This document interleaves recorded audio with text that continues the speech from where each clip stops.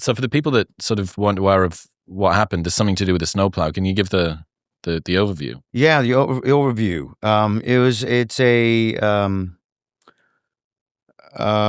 Well, how do I overview? It was hard enough to recount to write the book, Mm-hmm. But it was, now I can write the trailer. Mm-hmm. Okay, so and the setting's in Lake Tahoe, and it's New Year's, and we always have my family in New Year's, and we were snowed in for a few days. Sort of Armageddon, Snowmageddon, we called it, type of thing. So we had no power, no electricity, or nothing. And we were having a great time. But New Year's Day, it was going to be sunny. So I had to clear the driveway so we can get out and get some fresh air and that type of thing. And in the mountains, it's you're at 8,000 feet elevation, you get a ton of snow. So we have like probably 10, 12 feet of snow. So that's like sand. You got to move this stuff to kind of get it out. We're supposed to go skiing and all this stuff. Ends up, I'm taking the snowcat, which is used. A snowcat, if you don't know what it is, it's like a tank. It moves on the snow. It's about 16,000 pounds wet. And it's got a big shovel in the front of it. And it usually drags behind it, stuff. But it's like a tank, and it turns like a tank or a skid steer. So it's pretty nimble. And it floats on the snow because it has these steel tracks and they're wide. So kind of like snowshoes, if you will, right? So you don't sink in it.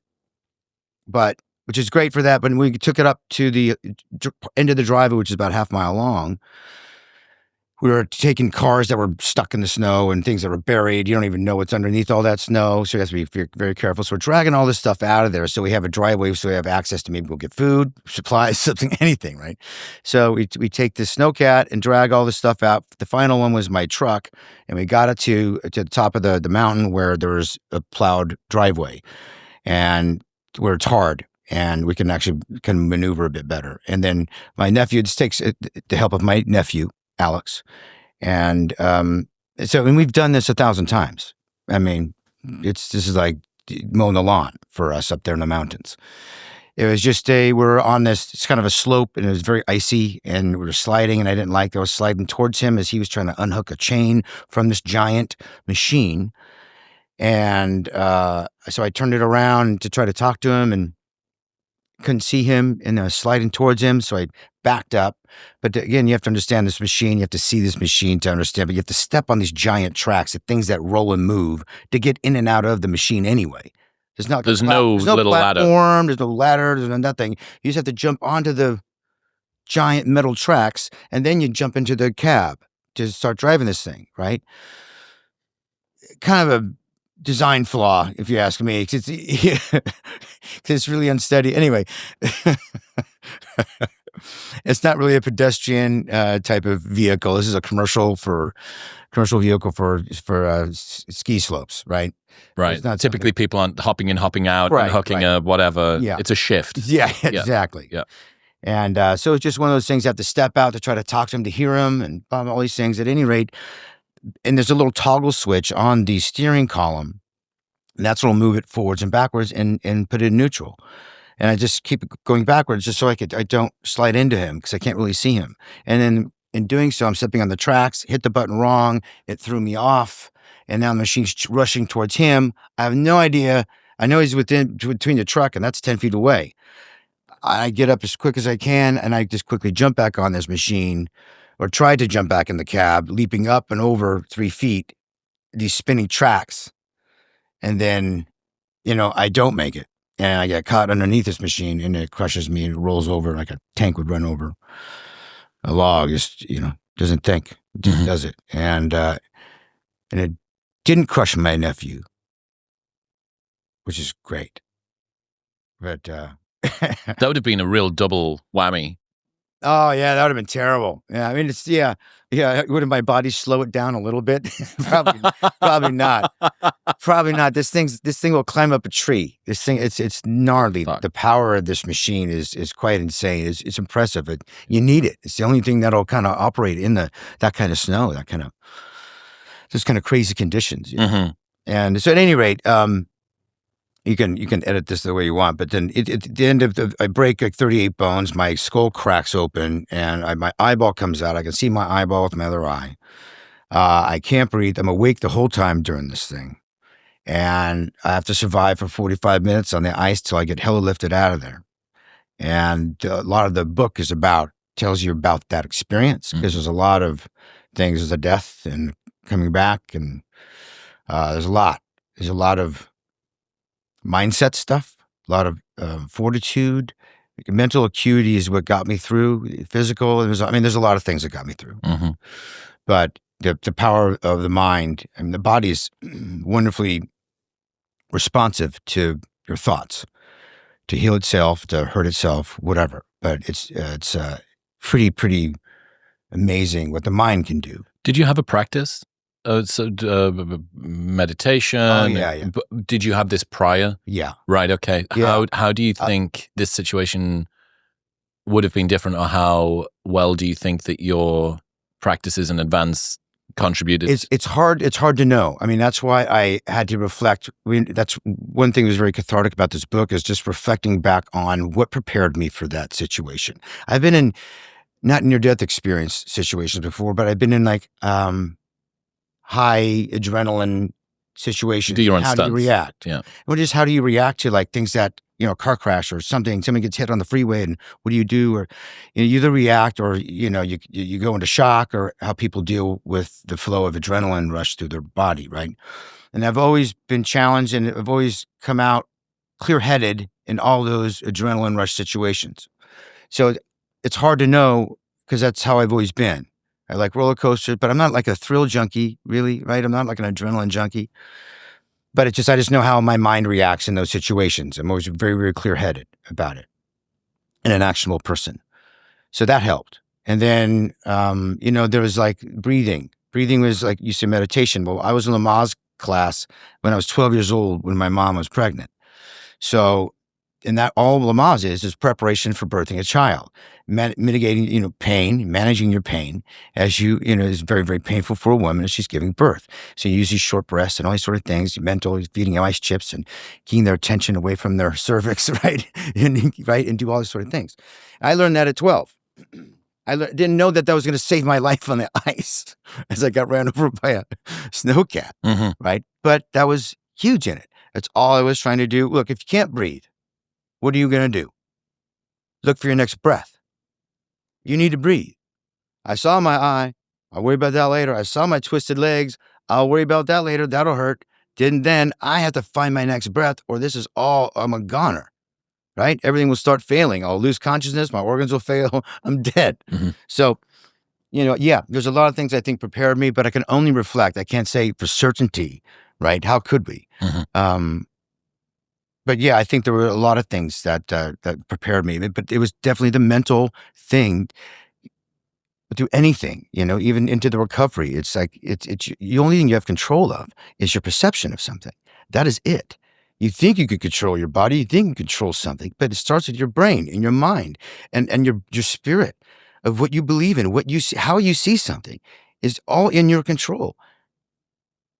And I'm not like the half glass, half empty kind of dude, right? But it's a version of that. I could have whined and complained and like, oh God, I'm never going to work again as an actor. None of that. I didn't care about any of that, right? That had no value to me. The value was the mental acuity to get through, to find my next breath, to zoom out so big and so wide. And I keep my perspective there. I live in a very comfortable, loving, pure life where I oversimplify the simplicity of life, because it is just that simple. How long did that 45 minutes feel? Wow. It was probably the first 25 that were the toughest, because I don't think an EMT or fire department can get there until like the first half hour. So the first half hour is rough, and I died in that time because I got tired. Because doing the equivalent of breathing that we all don't even think about breathing, it's not even conscious, right? It's just sort of reflexive. It just happens in our body. But I had to like work, and I was like doing like a one-arm push-up. It took every piece of physical energy I could do just to exhale a little bit so I can get a little bit more back in, I was suffocating. Yeah, it felt like drowning. I mean, yeah, in a way, yeah. I was still getting air. You can't do that underwater, but I was like a boa constrictor kind of feeling. Like it just squeezes more. You blow out air, it's squeezing you, and it's because my whole rib cage, my shoulder, all this side of it was just collapsed on my lung that was already collapsed. It's just suffocating myself.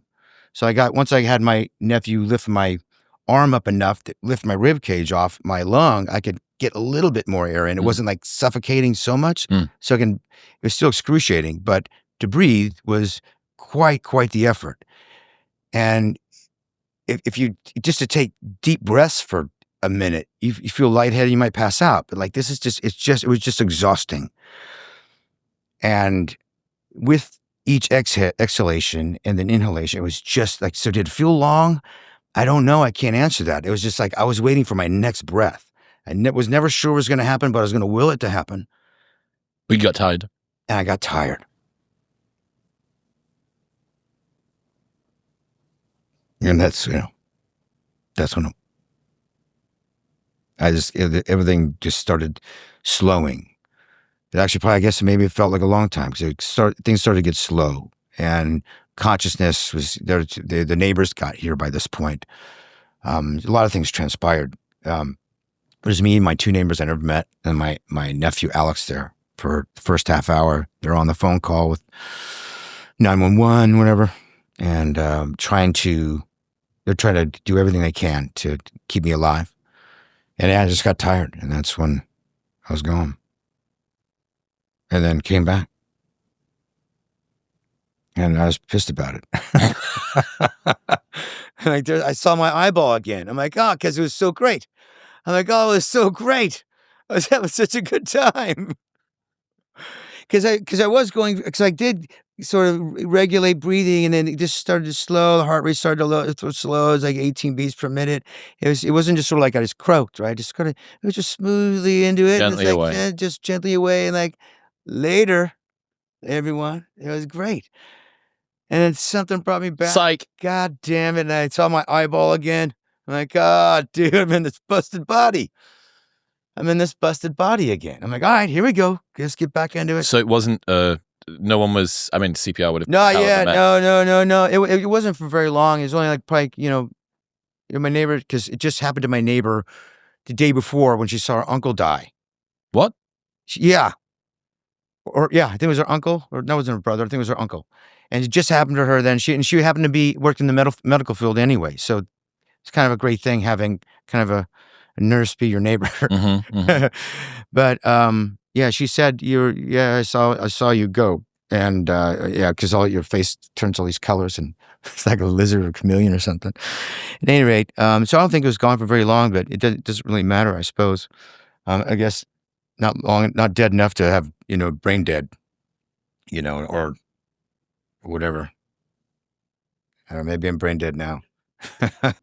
In other news, this episode is brought to you by Momentous. If your workouts feel flat, your recovery's slow, or you've just been feeling off, it might not be your training plan or diet, it might be something a bit more boring, like your testosterone. So, if you're not performing in the gym or the bedroom the way that you want, or you just want to naturally improve your testosterone, Tonkat Ali is a fantastic research-backed place to start. And when this is stacked with zinc, can make a huge improvement in testosterone production, strength, recovery, and energy, which is why I'm such a huge fan of Momentous' zinc. It supports testosterone, boosts vitality, and helps keep everything running like it should. And if you're still unsure, Momentous offers a 30-day money-back guarantee, so you can buy it and try it for 29 days. If you don't love it, they'll give you your money back. Plus, they ship internationally. Right now, you can get 35% off your first subscription and that 30-day money-back guarantee by going to the link in the description below or heading to livemomentous.com/modernwisdom and using the code modernwisdom at checkout. That's LIVEMOMENTOUS